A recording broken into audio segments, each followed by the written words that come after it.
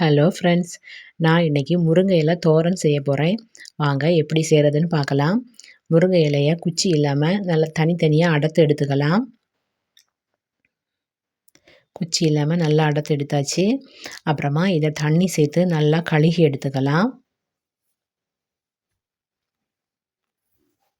அப்போ தான் முருங்கை இலையில் ஏதாவது தூசி இருந்துச்சுன்னா அதெல்லாம் போயிடும்.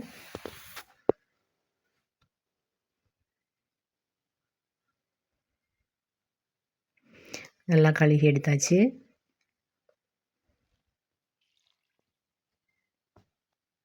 அப்புறமா அடுப்பை பற்ற வச்சு ஒரு பாத்திரத்தை வச்சுக்கலாம். பாத்திரம் நல்லா சூடானதும் கொஞ்சம் எண்ணெய் சேர்த்துக்கலாம்.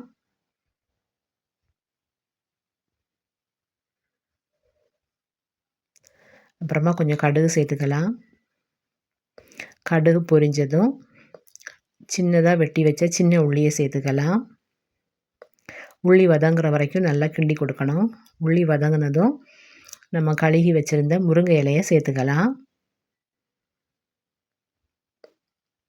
முருங்கை இலையை சேர்த்து நல்லா கிண்டி கொடுத்துக்கலாம்.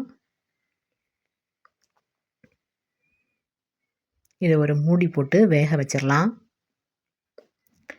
இது வேகிறதுக்குள்ளே நம்ம கொஞ்சம் தேங்காய் அரைச்சி எடுத்துக்கலாம். பச்சை மிளகு, ஜீரகம், வெள்ளைப்பூடு, தேங்காய் இதெல்லாம் தண்ணி சேர்க்காமல் அரைச்சி எடுத்துக்கலாம்.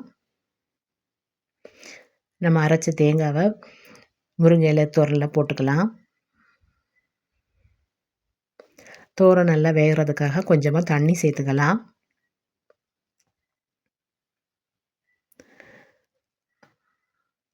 அப்புறமா கொஞ்சமாக மஞ்சள் பொடி சேர்த்துக்கலாம்.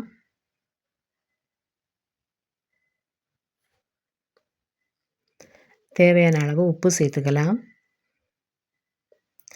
சேர்த்து நல்லா கிண்டி கொடுக்கணும். அப்புறமா 2 முட்டை உடைச்சி சேர்த்துக்கலாம்.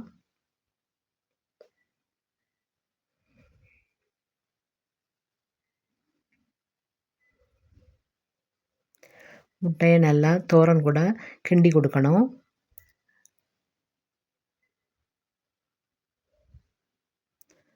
அந்த முட்டை வெந்து தோரன் கூட நல்லா கலந்து விடுற மாதிரி சேர்த்து கிண்டி கொடுக்கணும். அவ்வளோந்தாங்க, முருங்கை இலை முட்டை தோரன் ரெடி ஆகிடுச்சு. இப்படி முட்டை சேர்த்து செஞ்சால் முருங்கை இலை தோரன் ரொம்ப டேஸ்ட்டாக இருக்கும். நீங்களும் இந்த மாதிரி செய்து பாருங்கள். இன்றைக்கி எங்கள் வீட்டில் பொன்னி அரிசி சோறு, முருங்கை இலை தோரன்,